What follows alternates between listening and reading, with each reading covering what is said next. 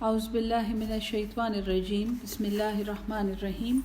رب اشرح لی صدری ویسر لی امری واحلل عقدۃ من لسانی یفقہوا قولی ربی زدنی علما بسم اللہ الرحمن الرحیم۔ دوسرا پارہ آج سے شروع ہو رہا ہے الحمدللہ، اور دوسرا پارہ ایک بہت ہی امپورٹنٹ ٹرننگ پوائنٹ سے شروع ہو رہا ہے۔ رسالت پر اعتراضات آیت نمبر 97 سے چل رہے ہیں، اور میں آپ کو یہی پڑھا رہی ہوں۔ کل میں نے آپ کو پورا خلاصہ پڑھایا کہ حضور صلی اللہ علیہ وسلم پر اور ان سے پہلے آنے والے سارے پیغمبروں پر، اور اسی طرح قیامت تک جو حق بیان کرنے والے لوگ ہوں گے ان پر جو اعتراضات کیے جائیں گے وہ اللہ تعالیٰ نے سورہ البقرہ کے اس حصے میں ہمیں سمجھائے ہیں۔ آج جو اعتراض ہے اس کا تھوڑا سا ہسٹورک بیک گراؤنڈ میں آپ کو بتا دوں۔ حضور صلی اللہ علیہ وسلم کو جب معراج نصیب ہوئی تھی، وہ ان کی مکی زندگی تھی، اور یہ وہ دور تھا مکی زندگی کا جب حضور صلی اللہ علیہ وسلم پر مسلسل الزامات کی بارش ہو رہی تھی، اور ان کو کوئی کہتا تھا کہ ان کو نعوذ باللہ ان کو ایپیلیپسی ہے، ان کو مرگی کا مرض ہے، یا ان کو جنون لاحق ہو گیا ہے، یہ مجنون ہو گئے ہیں، اور یہ ہذیان بولتے ہیں جب یہ اب ان کے اوپر، یا ان کے اوپر کوئی جن آ گیا ہے، ہی از پوزیسڈ، اور وہ جن جو ہے وہ ان سے یہ باتیں بلواتا ہے جو انتہائی فصیح و بلیغ عربی یہ بول رہے ہوتے ہیں جب وحی ان پہ نازل ہوتی ہے۔ جس چیز کو یہ وحی کہتے ہیں وہ دراصل جنون ہے، یا وہ مرگی کا مرض ہے، یا وہ کوئی دماغ کی کوئی بیماری ہے۔ تو حضور صلی اللہ علیہ وسلم انتہائی دل برداشتہ تھے، اور اس دوران ان دنوں میں ام ہانی کے گھر سے ان کو معراج نصیب ہوئی تھی، جس کا ذکر جو ہے وہ سورہ بنی اسرائیل میں، جس کو سورہ اسراء بھی کہتے ہیں، کہ مبارک ہے وہ ذات جو اپنے بندے کو راتوں رات لے گیا مکہ سے مسجد اقصیٰ، اور وہاں سے اس کو پھر اس نے بلند کیا اور اپنی یعنی کہ آسمانوں کی اس نے سیر کرائی، اس کو معراج نصیب ہوئی۔ تو یہ چیز جب ہوئی تو اس کا تو ایک انتہائی نیگیٹو امپیکٹ پڑا، اور لوگوں نے کہا ہم تو کہتے تھے کہ اس کا دماغ خراب ہے، اور اب یہ جو ہیں تو یہ محمد صلی اللہ علیہ وسلم یہ کہہ رہے ہیں کہ میں آسمان کی سیر کر آیا ہوں اور میں جنت اور دوزخ دیکھ کے آیا ہوں۔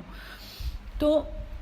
یہ ایک بہت مشکل ٹائم تھا، اور اس میں بہت زیادہ تسلی کی ضرورت تھی اور بہت زیادہ مضبوط نروز کی ضرورت تھی اس وقت۔ تو ان سب اعتراضات کو فیس کرنے کے بعد حضور صلی اللہ علیہ وسلم نے جب ہجرت اختیار کی، ہجرت سے پہلے جب آپ مکہ میں تھے آپ صلی اللہ علیہ وسلم، تو آپ بیت المقدس کی طرف منہ کر کے نماز پڑھتے تھے، کیونکہ دنیا میں توحید پرستوں کا قبلہ جو تھا اس وقت، یعنی یہود کے لیے اور نصارہ کے لیے، اور جو صابی لوگ ہم نے پڑھے تھے جو توحید پرست تھے، چاہے ان کا تعلق کسی بھی دنیاوی مذہب سے ہو، آسمانی ہو یا نہ ہو، اور جو مسلمان اس وقت مکہ میں تھے وہ سارے جروسلم کی طرف یا بیت المقدس کی طرف منہ کر کے، مسجد اقصیٰ جہاں پہ تھی، حضرت سلیمان نے جس کی تعمیر فرمائی تھی، وہ ان کا قبلہ تھا۔ اس کی ایک بہت امپورٹنٹ حکمت یہ تھی کہ کیونکہ مکہ میں مشرک لوگ بیت اللہ کو فیس کر کے نماز پڑھتے تھے، اور بیت اللہ بتوں سے بھرا ہوا تھا، تو اس وقت بیت اللہ کی طرف منہ کر کے نماز پڑھنا جو تھا وہ ایک تو مشرکوں سے سملر حرکت کرنی تھی، اس میں مماثلت تھی، اور دوسری بات یہ تھی کہ اس میں بہت زیادہ بت تھے، ایک لحاظ سے وہ ناپاک تھا۔ میں نے آپ کو کہا نا کہ حضور صلی اللہ علیہ وسلم حضرت ابراہیم کو یہ حکم تھا کہ اسے پاک کرو، ان طہر بیتی، یہ کہ پاک کرو میرے اس گھر کو۔ تو اس وقت بیت اللہ جو تھا وہ پاک نہیں تھا، اس میں شرک تھا، اور جب انہوں نے مدینہ کی ہجرت اختیار کی تو بھی یہ بیت المقدس ہی کی طرف منہ کر کے نماز پڑھتے تھے۔ اب جغرافیکلی ایسا اتفاق ہے کہ اگر مکہ میں آپ بیت المقدس کی طرف منہ کر کے نماز پڑھ رہے ہوں تو آپ کا رخ جو ہے وہ بیت اللہ کی طرف بھی ہوتا ہے، لیکن مدینہ میں اگر آپ جروسلم کی طرف، مسجد اقصیٰ کی طرف منہ کر کے نماز پڑھیں تو بیت اللہ کی طرف آپ کی بیک ہوتی ہے۔ یہ ایک بہت امپورٹنٹ فرق تھا۔ اب وہاں پہ حضور صلی اللہ علیہ وسلم کو دل میں بہت تکلیف محسوس ہوتی تھی، اور اللہ سے چھپ چھپ کے دعائیں کرتے تھے کہ یا اللہ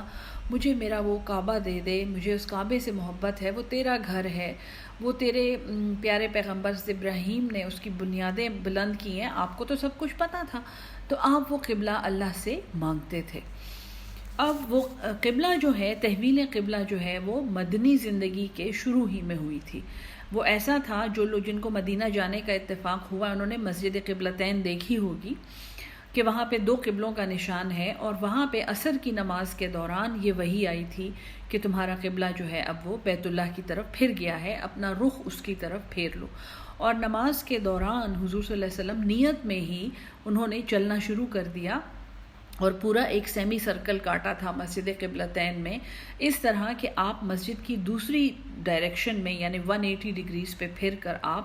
دوسری طرف آپ کا منہ ہو گیا. جو مرد آپ کے پیچھے تھے انہوں نے بھی واک کی آپ کے پیچھے، اور پھر آپ کے پیچھے صف آرا ہو گئے، اور جو خواتین تھیں انہوں نے بھی واک کی اور پھر مردوں کے پیچھے وہ صف آرا ہو گئیں. تو یہ تحویل قبلہ کا واقعہ ہے جو بہت کلیئر ہے، بہت ویل ریکارڈڈ ہے ہسٹری میں، ملٹیپل روایات ہیں اس کی. لیکن جب تحویل قبلہ ہوا تو مشرک تو ہنسنا، ان کی تو بات ہی، وہ کہتے تھے لو جی یہ محمد صلی اللہ علیہ وسلم کو تو اپنا قبلہ بھی نہیں پتہ. مکہ میں تھے تو بیت اللہ کو چھوڑ کے دوسری طرف منہ کر لیا، مدینہ چلے گئے تو بیت المقدس کو چھوڑ کے، مسجد اقصیٰ کو چھوڑ کے دوبارہ بیت اللہ کی طرف. یہ کیا یو ٹرن پہ یو ٹرن لے رہے ہیں؟ یہ کیسی امت ہے؟ ان کو تو اپنا قبلہ بھی نہیں پتہ، ان کو تو اپنی ڈائریکشن بھی نہیں پتہ. تو یہ اعتراض جو ہے، اور یہ ہر لیڈر پر ہوتا ہے. ہر لیڈر جو ہے جب اس کا فوکس چینج ہوتا ہے، کیونکہ لیڈر بھی انسان ہے، وہ ایوالو کر رہا ہے، اس کی اور اس کی قوم کی، اس کی امت کی ضروریات بدل رہی ہیں، دنیا کی ڈیمانڈز بدل رہی ہیں. تو اگر ایک لیڈر کبھی کوئی دعویٰ کرتا ہے یا کلیم کرتا ہے اور پھر وہ اس پہ واپس چلا جاتا ہے تو اس کا یہ مطلب نہیں ہے کہ آپ لیڈر کو چھوڑ دیں. اس کا مطلب یہ ہے کہ آپ اس ایکشن کی اور اس پرانے کلیم کی حکمتیں سمجھیں اور لیڈر کو نہ چھوڑیں. ٹھیک ہے نا جی؟ تو یہاں پہ اللہ تعالیٰ فرماتا ہے، بسم اللہ الرحمن الرحیم، آیت نمبر 144 ہے، یہ میرے 142 ہے. سَيَقُولُ السُّفَهَاءُ، سا ان قریب، یقول کہیں گے، السفہاء بے وقوف، من الناس لوگوں میں سے، ما ولاہم کس چیز نے پھیر دیا انہیں، عن قبلتہم ان کے قبلے سے، التی وہ جو، کانو یہ تھے، علیہا اس پر. تو اللہ تعالیٰ نے تحویل قبلہ کی بات ہی یہاں سے شروع کی ہے کہ دیکھو جب کسی قوم کی ڈائریکشن چینج ہوتی ہے تو اس کا مطلب ہے کہ وہ قوم ایوالو کر رہی ہے، وہ قوم متحرک ہے، وہ قوم ایکٹیو ہے. جو لوگ ایک قوم کی ڈائریکشن کے چینج ہونے کو اس کی کمزوری سمجھتے ہیں وہ بے وقوف ہیں. ان قریب یہ بے وقوف کہیں گے کہ کس نے ان کو ان کے قبلے سے پھیر دیا جس پر یہ پہلے تھے. اللہ جواب دیتا ہے، قل کہہ دیجئے، للہ المشرق والمغرب اللہ ہی کے لیے ہیں مشرق اور مغرب. یہدی من یشاء ہدایت دیتا ہے جسے وہ چاہتا ہے، الی صراط مستقیم صراط مستقیم کی طرف، سیدھے راستے کی طرف. تو یعنی ایک قوم کا کسی ڈائریکشن میں مڑ جانا یا نہ مڑنا اس چیز کی انڈیکیشن نہیں ہے کہ یہ ایک فیلڈ قوم ہے یا یہ ایک ناکام لیڈر ہے، بلکہ اگر وہ قوم توحید پر قائم ہے تو اللہ تعالیٰ نے فتح اسی کے لیے لکھی ہوئی ہے کیونکہ وہ صراط مستقیم پہ ہے. وَكَذَلِكَ اور اسی طرح، جعلناکم جعلا مقرر کیا، نا ہم نے، کم تمہیں، اے امت مسلمہ اسی طرح ہم نے تمہیں مقرر کیا، امتاً وسطاً ایک بیچ کی، ایک درمیانی امت. وسط کا مطلب میں آپ کو ڈیٹیل میں بتاؤں گی. لِتَكُونُوا تاکہ تم ہو جاؤ، شہداء گواہ، علی الناس لوگوں پر، وَيَكُونَ الرَّسُولُ اور ہو جائے رسول صلی اللہ علیہ وسلم، علیکم شہیدہ تم پر گواہ. اسی طرح اے امت مسلمہ ہم نے تمہیں ایک امت وسط بنایا. ایک وہ امت ہے جس سے پہلے امتیں آتی رہی ہیں، رسول آتے رہے ہیں، چلتے گئے ہیں، اور پھر ایک پوائنٹ ایسا آیا جہاں پر اب کوئی نئی امت نہیں آنی، نیا رسول نہیں آنا. اب وہ پوائنٹ جو ہے، جب وہ پوائنٹ آ جائے گا تو اس کے بعد پھر دنیا قیامت کا انتظار کرے گی. تو ایک اس امت سے پہلے کا ٹائم تھا جب نئی امتیں آ رہی تھیں، اور ایک اس امت کے بعد کا ٹائم ہے جو اب کوئی نئی امت نہیں آئے گی اور اب بس قیامت آئے گی. تو اس لحاظ سے بھی امت مسلمہ جو ہے یہ امت وسط ہے. دوسری بات، وسط کا مطلب ہے بہترین، وسط عربی میں اور جاپانی اصطلاح میں وسط جو ہے نا، جو بیچ میں اوسط ہوتا ہے، جس کو ہم مین کہتے ہیں، جو آپ میں سے جو اسٹیٹسٹکس کو جانتے ہیں اور جو میڈیکل یا جو ریسرچ پڑھ چکے ہیں، مین جو ہوتا ہے، مین، میڈین اینڈ موڈ، 3 وہ ہیں میجرز آف سینٹرل ٹینڈنسی ان کو کہا جاتا ہے،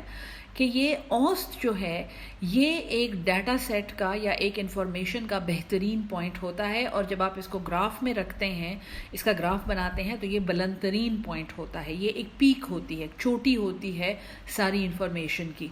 اس کو وسط کہتے ہیں عربی میں، اور یہ جاپان سے یہ کانسیپٹ آیا ہے کہ جو بیچ میں چیز ہوتی ہے، نہ بہت زیادہ ہوتی ہے اور نہ بہت کم ہوتی ہے، معتدل اور متوازن ہوتی ہے، وہ بہترین ہوتی ہے۔ تو ہم نے تمہیں درمیانی امت بنایا، ہم نے تمہیں بہترین امت بنایا، ہم نے تمہیں اوسط امت بنایا، ہم نے تمہیں متوازن بنایا، ہم نے تمہیں معتدل بنایا،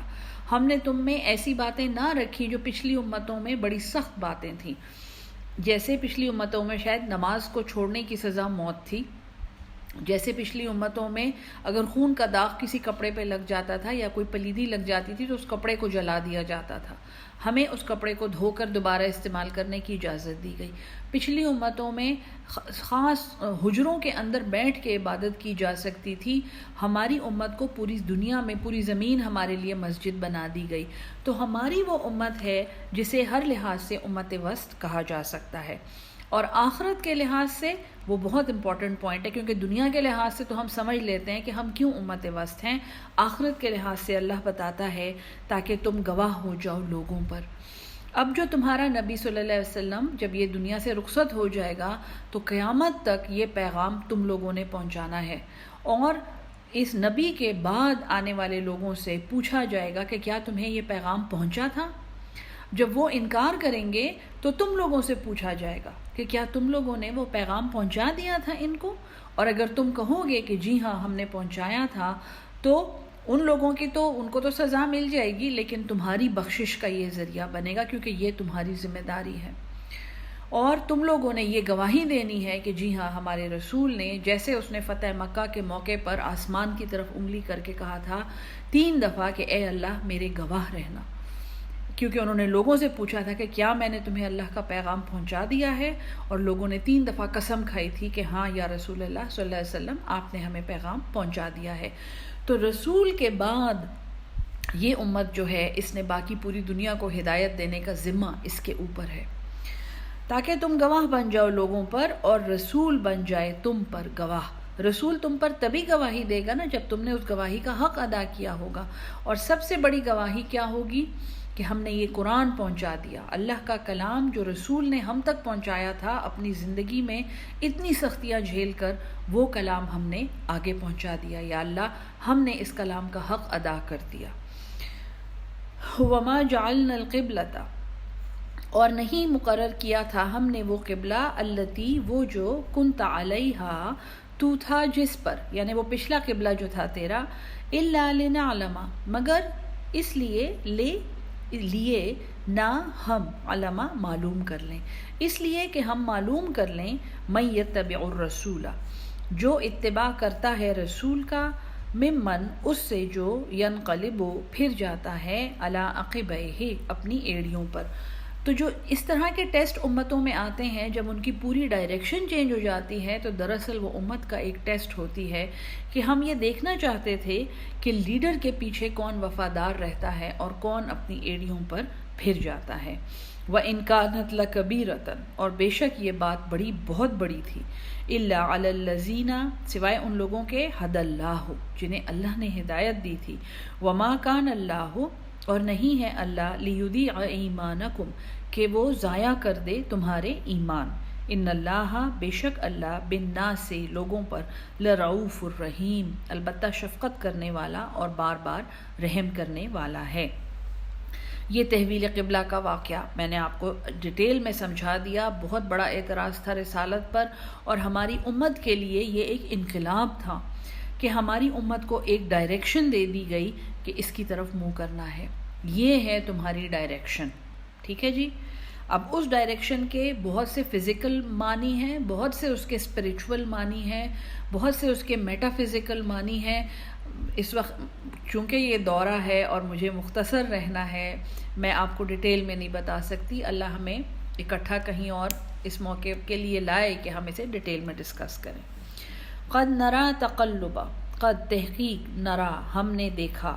تقلبا قلب کا لفظ جو ہے دل کے لیے ہے قلب، اور اس کا مطلب ہے الٹنا پلٹنا، کیونکہ دل دھڑکتا ہے. تقلبا تیرا پھیرنا، وجہ کا تیرا چہرہ، فی السماء آسمان میں.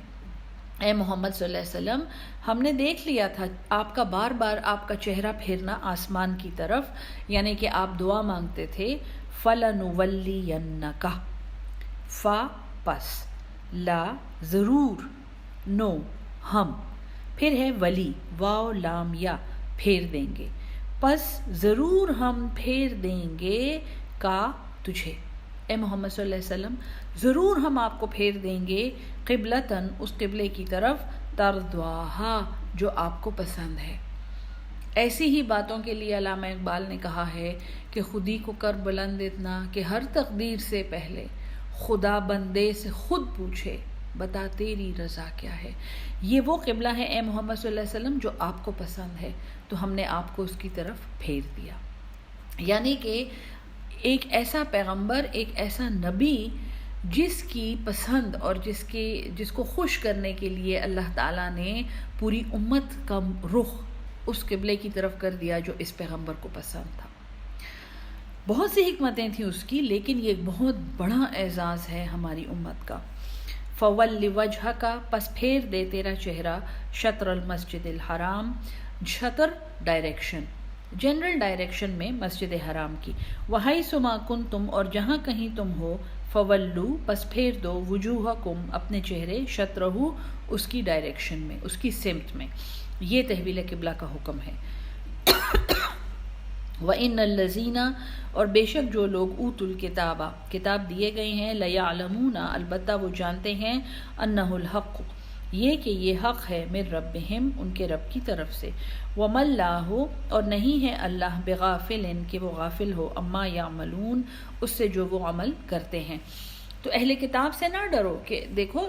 دل میں ایک بات آتی تھی کہ پہلے تو ہم انہی کے قبلے کی طرف منہ کر کے نماز پڑھتے تھے، اب ہمارا قبلہ پھر گیا، اب یہ پھر باتیں کریں گے. اللہ کہتا ہے اہل کتاب کو اچھی طرح پتہ ہے کہ یہ بیت اللہ جو ہے یہ تمہارا قبلہ بننے والا ہے، ان کی باتوں سے نہ ڈرو. وَلَئِنْ أَتَيْتَ الَّذِينَ وَلَئِنْ اور اگر أَتَيْتَ لے آئے تو الَّذِينَ ان لوگوں کے لیے اوتوا الکتاب جو کتاب دیے گئے ہیں، بِكُلِّ آیَةٍ ساری نشانیاں، مَا تَبِعُوا نہیں یہ اتباع کریں گے، قبلتک تیرے قبلے کا. اے محمد صلی اللہ علیہ وسلم یہ تیری ڈائریکشن میں کبھی بھی نہیں مڑیں گے. وَمَا أَنْتَ بِتَابِعٍ اور نہ ہی تو ہے کہ وہ تو اتباع کرے قبلتہم ان کے قبلے کا. اب جو ڈائریکشن الگ ہو گئی ہے تو پھر واپس ان کے قبلے کا اتباع قیامت تک نہیں کرنا. وَمَا بَعْضُهُمْ بِتَابِعٍ اور نہ ہی بعض ان میں سے اتباع کرتے ہیں قبلتا ایک قبلے کا، بعدن دوسروں کا. یعنی یہود و نصارہ جو ہیں یہ آپس میں بھی ایک دوسرے کے قبلوں کا اتباع نہیں کرتے ہیں. وَلَئِنِ اتَّبَعْتَهُمْ وَلَئِنِ اتَّبَعْتَ اور اگر اتبعت آپ نے اتباع کیا، اہواءہم وہی بات ان کی خواہشوں کی، کیونکہ جب دنیا کا قبلہ چینج ہو گیا ہے تو اگر یہ اپنے قبلے پہ اڑے رہیں تو یہ ان کی خواہش ہے. من بعد ما جاءک بعد اس کے کہ آ گیا آپ کے پاس، من العلم علم، انک بے شک تم، اذا لمن الظالمین تب تم ظالموں میں سے ہو جائیں گے. فتکون من الظالمین یاد ہے نا اللہ تعالیٰ نے حضرت آدم کو یہی کہا گیا تھا. اچھا جی، اس کے بعد اب یہ بات کرنے کے بعد اللہ تعالیٰ فرماتا ہے الذین آتیناہم الکتاب بے شک جن لوگوں کو آتیناہم عطا کی ہم نے ان کو الکتاب ان کی کتابیں تورات اور انجیل، یعرفونہ وہ پہچانتے ہیں اس کو. اور ہو جو ہے یہ ایک مرد کے لیے اشارہ ہے، تو یعرفونہ یہ محمد صلی اللہ علیہ وسلم کو پہچانتے ہیں. کما یعرفون ابناءہم جیسے یہ پہچانتے ہیں اپنے بیٹوں کو. وَإِنَّ فَرِيقًا مِّنْهُمْ اور بے شک ان میں سے ایک گروہ، لَيَكْتُمُونَ الْحَقَّ البتہ چھپاتا ہے حق کو، وَهُمْ يَعْلَمُونَ حالانکہ یہ جانتے ہیں. الحق من ربک حق تو تیرے رب کی طرف سے ہے. فَلَا تَكُونَنَّ پس تم ہرگز نہ ہو جانا من الممترین میم را یا، مارا یا یہ ایک شک کی مریب، ایک تکلیف دینے والے شک کو کہتے ہیں اور تذبذب میں ڈالنے والے شک کو کہتے ہیں۔ تو الحق من ربک، حق تو تیرے رب کی طرف سے ہے، فلا تکونن من الممترین، تو ان لوگوں کی باتیں سن کے کہیں تم شک کرنے والوں میں نہ ہو جانا۔ وَلِكُلِّ وِجْهَةٌ، اور ہر ایک کے لیے وجہتن ایک سمت ہے، ایک ڈائریکشن ہے، ہوا مولیہا جس کی طرف وہ مڑتا ہے۔ یہ جو ہے یہ تحویل قبلہ کی سینٹرل آیت ہے، میں آپ کو بہت جگہوں پہ کہوں گی کہ یہ سینٹرل آیات ہیں، تو یہ وہ سینٹرل آیت ہے جس میں اس کا فزیکل، اسپریچول، میٹا فزیکل ہر ایک ایسپیکٹ جو ہے، سوشل ایسپیکٹ تحویل قبلہ کا اس آیت میں بیان ہوا ہے۔ وَلِكُلِّ وِجْهَةٌ، اور ہر ایک کے لیے ایک ڈائریکشن ہے، ہوا مولیہا جس کی طرف وہ مڑتا ہے۔ فَاسْتَبِقُوا، پس تم سبقت لے جاؤ، پس تم آگے بڑھ جاؤ، الخیرات نیکیوں میں، بھلائیوں میں۔ اے امت مسلمہ، ہر کسی کی ایک ڈائریکشن ہے جس کی طرف وہ مڑتا ہے، پس تم نے سبقت لے جانی ہے بھلائیوں میں، اچھائیوں میں۔ اینما تکونوا، جہاں کہیں تم ہوگے، یأتی بکم اللہ، لے آئے گا تمہیں اللہ، جمیعا سارے کے سارے۔ جب تم نیکیوں کی طرف اپنی سمت رکھو گے تو چاہے تم دنیا میں کتنے بھی بکھرے ہوئے ہو، اللہ تمہیں ایک جگہ پر لے آئے گا۔ ظاہر ہے جب سب کی ڈائریکشن ایک ہوگی، جب سب کی نیت ایک ہوگی، سب کے کام ایک جیسے ہوں گے تو وہ ایک جگہ پہ آ جائیں گے۔ ہم خیال لوگ چھوٹی چھوٹی پارٹیوں میں آپ دیکھیں کتنی جلدی ہم خیال لوگ ایک جگہ پہ جمع ہو جاتے ہیں، تو اللہ تمہیں لے آئے گا جمیعا سارے کے سارے۔ ان اللہ، بے شک اللہ، علی کل شیء قدیر، ہر چیز پر قادر ہے۔ ومن حیث خرجت، اور جہاں کہیں سے تم نکلو، پہلا جو تھا نا وہ یعنی کہ وہ رکے ہوئے انسان، رکے ہوئے لوگوں کے لیے گھروں کے اندر لوگوں کا حکم تھا، یہ سفر کا حکم ہے۔ وَمِنْ حَيْثُ خَرَجْتَ، اور جہاں کہیں سے تم نکلو، فَوَلِّ وَجْهَكَ، پس ولی پھیر لو، وجہ کا تمہارا چہرہ، شطر المسجد الحرام، ڈائریکشن میں، سمت میں مسجد حرام کی۔ وَإِنَّهُ لَلْحَقُّ، اور بے شک یہ حق ہے، من ربک، تیرے رب کی طرف سے۔ وَمَا اللَّهُ، اور نہیں ہے اللہ، بغافل، کہ وہ غافل ہو، عما تعملون، اس سے جو تم عمل کرتے ہو۔ اور اب اس حکم کی دونوں احکامات جو ہیں، رکے ہوئے لوگ ہیں، چلتے ہوئے لوگ ہیں، سفر پہ لوگ ہیں، مکہ سے باہر کے لوگ ہیں، مدینہ سے باہر کے لوگ ہیں، ان سب کے لیے اس کی حکمت بتائی جا رہی ہے۔ یہ قرآن مختصراً میں آپ کو بتاتی ہوں، جتنے فینومینا میں آپ کے لیے ایکسپلین کروں گی ان کے 3 ایسپیکٹس ہوں گے۔ ایک ہے تعریف، اس کی ڈیفینیشن، دوسری ہے علت، اس کا ریزن، یہ ہوا کیوں، اور تیسرا ہے ثمرہ، اس کا فائدہ کیا ہے، اس کا رزلٹ کیا ہے۔ تو تعریف، علت، ثمرہ، ڈیفینیشن، ریزننگ، رزلٹ، یہ 3 جو ہیں یہ سب قرآنی فینومینا کے ایکسپلین ہوئے ہیں۔ اللہ تعالیٰ نے کوئی چیز انسانی عقل پہ نہیں چھوڑی ہے، اللہ نے پوری بات ایکسپلین کی ہے، ہمیں عقل استعمال کر کے وہ بات پہچاننی ہوتی ہے، وہ ربط ہم نے پکڑنا ہوتا ہے، تبھی ہمیں سمجھ آتی ہے۔ ٹھیک ہے جی۔ وَمِنْ حَيْثُ خَرَجْتَ، اچھا، وَمِنْ حَيْثُ خَرَجْتَ، اور جہاں کہیں سے تو نکلے، فَوَلِّ وَجْهَكَ، پس پھیر لے تیرا چہرہ، شطر المسجد الحرام، مسجد حرام کی ڈائریکشن میں، وَحَيْثُ مَا كُنْتُمْ، اور جہاں کہیں تم ہو، یعنی جہاں تم رہتے ہو، فَوَلُّوا وُجُوهَكُمْ، پس پھیر لو تمہارے چہرے، شطرہ، اس کی ڈائریکشن میں۔ جو پھر رہا ہے، جو پیدل ہے، جو سفر پہ ہے، جو جہاز میں ہے، جو گھر پہ ہے، جو ہاسٹل میں رہ رہا ہے، جو سڑک پہ چل رہا ہے، نماز کے وقت جو ہے اپنی ڈائریکشن اس کی طرف کر لو۔ وَحَيْثُ مَا كُنْتُمْ، اور جہاں کہیں تم ہو، فَوَلُّوا وُجُوهَكُمْ شَطْرَهُ، کیوں؟ اب یہ اس کا جو ہے علت ہے، اس کا ریزننگ ہے۔ یہ ایک تو تھا کہ حضور صلی اللہ علیہ وسلم کو پسند تھا، وہ بھی علت ہے کہ ہم نے تیری پسند کا قبلہ تجھے دے دیا۔ ٹھیک ہے، اب ہے لِأَلَّا يَكُونَ، تاکہ نہ رہے، لِلنَّاسِ، لوگوں کے لیے، عَلَيْكُمْ، تم پر، حجتن، کوئی بھی حجت، کوئی اعتراض کسی کو نہ رہے کہ اس امت کو اپنی ڈائریکشن نہیں پتہ۔ آج بھی بیت اللہ میں صرف نماز کی تصویریں دیکھ کر اور ویڈیوز دیکھ کر آپ یقین کریں، کتنے لوگوں کا تو مجھے پتہ ہے جو وہ دیکھ کے مسلمان ہوئے ہیں، کہ اتنی یونٹی آف ڈائریکشن بھی کسی امت میں ہو سکتی ہے کہ ابھی یہ ہر طرف بکھرے ہوئے ہیں اور طواف کر رہے ہیں اور آپس میں ٹکرا رہے ہیں اور ادھر ادھر نفل پڑھنے والوں کے اوپر سے پھلانگ رہے ہیں، اور جیسے ہی اذان ہوئی ایسے لگتا ہے جیسے ایک کرنٹ دوڑ گیا ہے ان میں، اور یہ ایک دم سے سارے سرکلز کی شکل میں پورا بیت اللہ جو ہے 3 چھتیں اس کی، اور چھت کے اوپر حتیٰ کہ باہر سڑکوں پر اور ہوٹل کی لابیز میں یہ لوگ ایک ڈائریکشن میں کھڑے ہو گئے، منٹ بھی نہیں لگے اس میں۔ یہ یونٹی آف ڈائریکشن جو ہے یہ اس کی علت ہے، یہ یونٹی آف ڈائریکشن دینی تھی امت کو، تو اللہ تعالیٰ نے یہ ہمارے لیے ایک ڈائریکشن مقرر کی ہے تاکہ کسی کے دل میں کوئی حجت نہ رہے، الا الذین ظلموا، سوائے جو لوگ ظالم ہیں، جو نافرمان ہیں، ان کی تو تم نے پرواہ کرنی نہیں ہے، فاعفوا واصفحوا، معاف کرو اور درگزر کرو، چھوڑو ان کو، منہم، ان میں سے، فلا تخشوہم، پس ان سے نہیں ڈرنا، فا نہیں، پس لا نہیں، تا تم نے، خشیہ خشیت کرنی، ہم ان سے، تم نے اے محمد صلی اللہ علیہ وسلم، اے امت مسلمہ، تم نے ان لوگوں سے نہیں ڈرنا جن کی کوئی ڈائریکشن ہی نہیں ہے، وخشونی، اور مجھ سے ڈرو۔ یہ ہم جو سوال ہے نا ہمارا، ہم قرآن کب کھولیں؟ جب بھی آپ کے دل میں یہ بات آئے کہ لوگ کیا کہیں گے، فوراً قرآن کھولیں اور یہ دیکھیں، فلا تخشوہم وخشونی، پس ان سے نہ ڈرو، مجھ سے ڈرو، کیوں؟ وَلِأُتِمَّ، تاکہ میں پوری کر دوں، نعمتی، میری نعمت، علیکم، تم پر۔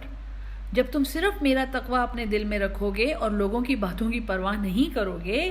تو میری نعمت تم پہ پوری ہو جائے گی جو میں نے تمہارے لیے رکھی ہے، اور وہ کیا ہے؟ وَلَعَلَّكُمْ، اور تاکہ تم تہتدون، تمہیں ڈائریکشن مل جائے گی، تمہیں ہدایت مل جائے گی۔ اہدنا الصراط المستقیم، ہر وقت تم دعا مانگتے ہو،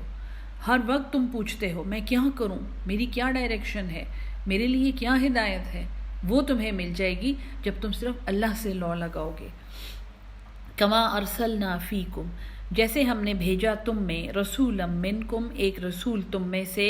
یتلو علیکم، وہ پڑھتا ہے تم پر، آیاتنا، ہماری آیات، ویزکیکم، اور تمہارا تزکیہ کرتا ہے، وَيُعَلِّمُكُمُ الْكِتَابَ، اور تمہیں علم دیتا ہے کتاب کا، والحکمت، اور حکمت کا، وَيُعَلِّمُكُمْ، اور وہ تمہیں پڑھاتا ہے، مَا لَمْ تَكُونُوا تَعْلَمُونَ، جو تم علم نہیں رکھتے۔ حضرت ابراہیم کی دعا تھی نا، ربنا وابعث فیہم رسولا منہم، اے میرے رب، میرے رب، اٹھا، بعثت دے، اٹھا ان میں سے ایک رسول، انہی میں سے، ہاں، یتلو علیہم آیاتکا، وہ پڑھے ان پر تیری آیات۔ ایگزیکٹلی وہ دعا جو ہے یہاں پہ اللہ کہتا ہے کہ اس رسول میں نے حضرت ابراہیم علیہ السلام کی یہ دعا پوری کر دی۔ فاذکرونی، پس میرا ذکر کرو، مجھے یاد کرو، اذکرکم، میں تمہیں زیادہ یاد کروں گا، واشکرولی، اور میرا شکر کرو، ولا تکفرون، اور انکار نہ کرو، کفر نہ کرو، ناشکری نہ کرو۔ یا ایھا الذین آمنو، اے ایمان والو،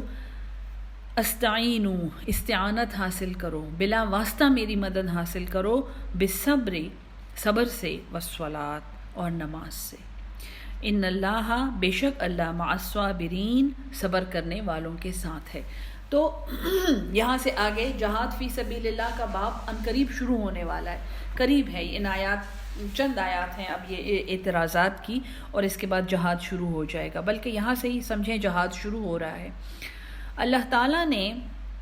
رسالت پر اعتراضات سمجھا کر سارے اعتراضات بتا دیے، اور آخر میں جو سب سے بڑا حوصلہ شکن اعتراض ان کو فیس کرنا پڑا تھا وہ یہ تھا کہ یہ کیسی امت ہے، اس کو تو اپنے قبلے کا ہی نہیں پتہ، کبھی ادھر منہ کرتی ہے، کبھی ادھر منہ کرتی ہے، یو ٹرن پہ یو ٹرن لے رہی ہے، یہ کیسا لیڈر ہے اور یہ کیسی امت ہے۔